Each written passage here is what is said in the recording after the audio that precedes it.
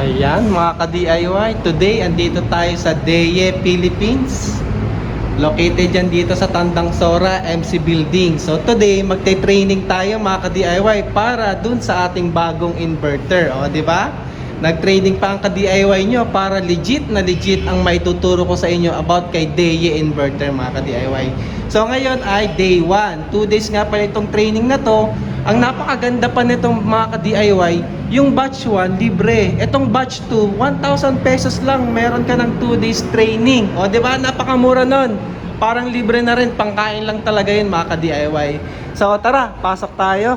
Tingnan natin ang Deye, Philippines. So ayan, makikita nyo ang ating reception. So Deye, Philippines po ito na office mga ka-DIY. Uy, may inverter dito. Ma'am Nico. So ito mga ka-DIY, ito nga pala yung showroom din ni Deye. So makikita natin, nandito yung kanilang mga battery.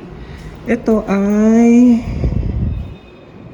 ilan ba to? 100 Ah ata to mga ka-DIY kasi medyo maliit lang siya. O ayun, 100 Tapos ito, inverter niya 8 kilowatt. Alam ko ito ay ayun, SM2. So yung pinadala sa atin ay CM3. So mas latest yan mga ka-DIY. Ito yung second generation niya, yung SM2. So ayan, SM2. Yung sa atin ay CM2. So ito nga pala ay enable na daw to ng LoRa. So yung kanyang city sensor pwede ng wireless mga ka-DIY. Ito power meter niya na city sensor. So wireless na yung LoRa yung gamit niya na software. Tapos ito EV charger mga ka-DIY. So sa mga may EV dyan, pwede talaga si Deye. Rekta na to. DC to DC na nga pala to mga ka-DIY. So goods na goods. Tapos ito pa yung kanilang ano ba to? All-in-one. Parang sasaksakan mo na lang to ng solar panel, oh. Mga ka-DIY. Tapos battery inverter na to. O tama, battery inverter na to. So ito yung ating output, o tas power on. Ito mga battery solution din to mga ka-DIY. So ayan. Ito mas malaki. Ito yung mga stackable na battery. Ito ay 235 bawat isa. So ayan ha. Ano lang to ha, itur ko lang kayo sa display ng mga display ni Deye para lang makita natin mga ka-DIY pag pumunta kayo dito, di ba? Halimbawa, makasama kayo sa training, o di ba? May idea na kayo. Ito yung luma pa atang version to. Tama, luma kasi AM pa to.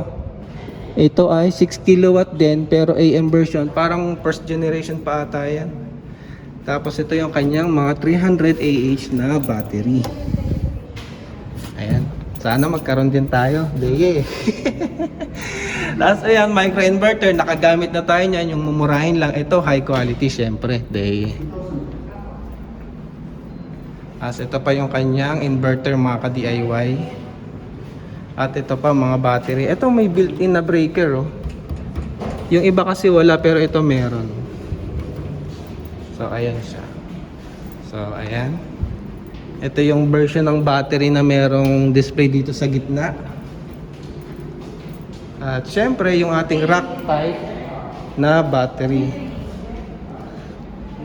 So yung iba ganito yung ginagamit, lalo yung sa mga server. Ganito yung gamit nila, yung rack type mga ka-DIY.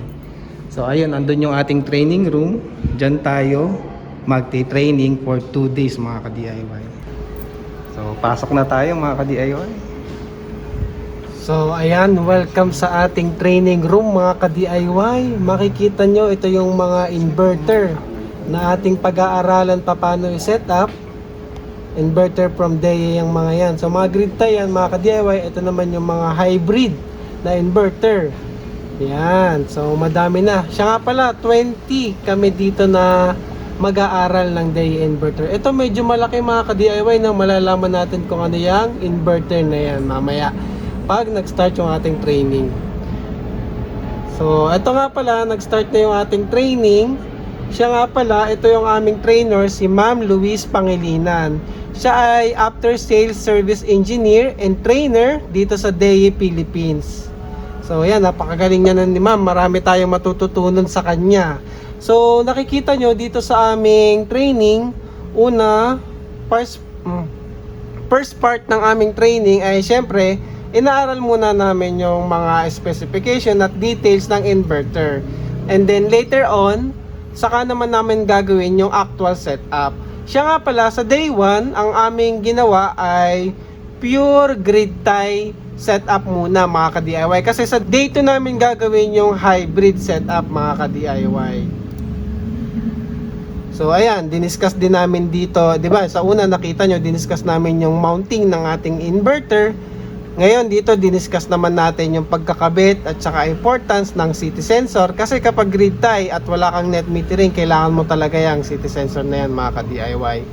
Tapos siya nga pala, baka magtatanong kayo paano ba makasali sa training na to ni DEA Philippines. So madali lang, punta lang kayo sa Facebook page ni DEA. Ang gagawin nyo lang mga ka-DIY ay i-like. Pag nilike nyo na yan, hindi pa kayo kasali sa training mga ka-DIY. Aabangan nyo kailan yung next training nila. Ang sabi sa akin ni Ma'am Nicole, yung sa sales nila, ay sa marketing nila, ang kanilang magiging next batch ng training, ang batch 3 ay next week daw. So abangan lang natin yung post ni DEA Philippines. So kaya kung hindi ka pa naka-follow kay DEA Philippines, follow mo na mga ka-DIY, para kapag nag-post sila ay pwede kayong sumali at sumama. Kasi malaking bagay po to, marami talaga kayong matututunan na detailed paano i-set up yung mga inverter. So ayan, itong part na to, pinag-usapan naman namin yung mga smart devices na product din ni DEA na pwede nating ikabit sa ating hybrid setup. So andyan yung car charger, pwede na natin yan direkta ikakabit sa ating hybrid inverter. Pati yung ating mga Wi-Fi switches, ayan, yung kulay puti at kulay black na yan. Pati limiter mga ka-DIY, pwede na rin siyang Wi-Fi. Ang gamit niya nga lang pala na ay hindi pala Wi-Fi, LoRa. Long range communication, yun yung gamit niya, hindi Bluetooth, hindi Wi-Fi, pero LoRa mga ka-DIY. So ito naman, ayan, tapos na kami sa theoretical or sa discussion ng specs, tsaka yung sa paano yung mounting niya, tsaka kung ano-ano pa. Ito naman, dinidemo na ni Ma'am yung ating hybrid inverter, paano i-set up. So dinidemo na niya, kasi susunod nito, pagkakain, kami naman na yung magsi-set up mga ka-DIY. So demo muna si Ma'am para makita namin actual paano i-set up. Although may idea naman na ako sa pagsi-set up ng grid tie mga ka-DIY, kasi nga nag-set up na tayo ng Solis. Nag-set up na tayo ng ibang brand ng grid tie. So ito, first time ko lang po matutunan na i-set up grid tie inverter ni DEA. So napakadali lang din naman. Madali talaga i-set up ang grid tie mga ka-DIY. Lalo kapag may magtuturo na magaling, kagaya ni Ma'am Luis. Lois or Luis. Hindi ko sure paano ito basahin yung pangalan niya. Sorry, Ma'am. So, ito. Kami na yung nagsiset up mga ka-DIY, mga classmate ko na yan. So, binidyoan ko na lang sila kasi hindi ko na binidyoan yung sarili ko. Mahirap habang kumikilos ako, wala akong cameraman. Kaya yung mga kasama ko na lang ang binidyohan ko. So, ayan. Kinakabit na namin yung grid supply sa ating mga inverter. Tapos yung isa, si Sir Kenneth ata yun, or Kevin, sorry, hindi ko tanda. Siya yung nag-a-assist din sa amin pag pa-practical namin or pag-actual ng setup mga ka-DIY. So dalawang inverter yan, 8 kilowatts nga pala yan na grid tie inverter, sinesetup namin. Mga ka-DIY, day 2 ng ating training kay DEA. So day 2 na, pasok tayo mga ka-DIY. Oops, nakasara. Testing lang. Bubuksan muna. Ayan. Day 2. Ayan nga pala si Ma'am Nicole. Ay, Ma'am. Ayan, follow nyo yung page ni DEA Philippines. Follow nyo lang po. Follow nyo lang yung page ni DEA Philippines. So, ayan, nandito na tayo sa day 2 mga ka-DIY. Bali nung morning, so eto morning pa naman, pinag-aralan din namin yung specification ng hybrid inverter naman. So after namin ma-discuss yung specifications at saka paano siya i-set up, so syempre i-demo yan ni ma'am, ng ating trainer, ni ma'am Lois or Luis. So i-demo na ni ma'am yung ating 8 kilowatt din hybrid inverter naman dito sa ating setup na to. So muli mga ka-DIY ha, paano makasali dito sa ating DEYE training na to? I-follow nyo lang po yung Facebook page ni DEYE Philippines.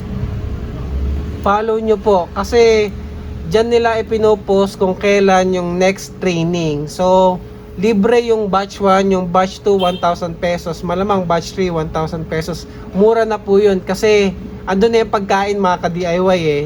Yung extra nila doon, pang palit na lang sa mga nasisira, kagaya nung sa amin, hindi naman kami nakasira, talagang bumigay lang yung breaker. Siguro dahil kakagamit, batch na namin yung napag-abutan. So syempre, at least may konti silang pondo para palitan yun mga ka-DIY. So technically, libre talaga tong training na to, 'di ba? So ayan, nag-aano pa rin si ma'am dito, nagde-demo pa rin siya ng ating hybrid inverter. So abangan nyo ha yung ating video kasi after ko nitong training na to, isi-set up ko na yung ating inverter. Yung sa akin, kamukha naman nito mga ka-DIY, mas updated lang kasi 6 kilowatt na CM2 version naman mga ka-DIY. So mas updated. Ito kasing sineset up namin dito sa training ay SM2 mga ka-DIY. SM2 mga ka-DIY. So ibang model siya, yung pinaka-latest ay yung CM na version. So ito, ipakita ko lang din, ito yung loob ng SM2 na inverter mga ka-DIY. So nakikita nyo, ayan, SM2 yung model. Ito yung ating mga safety devices, breaker and SPD, yung ating battery, 100 amp hour nga pala itong ginamit namin sa demo.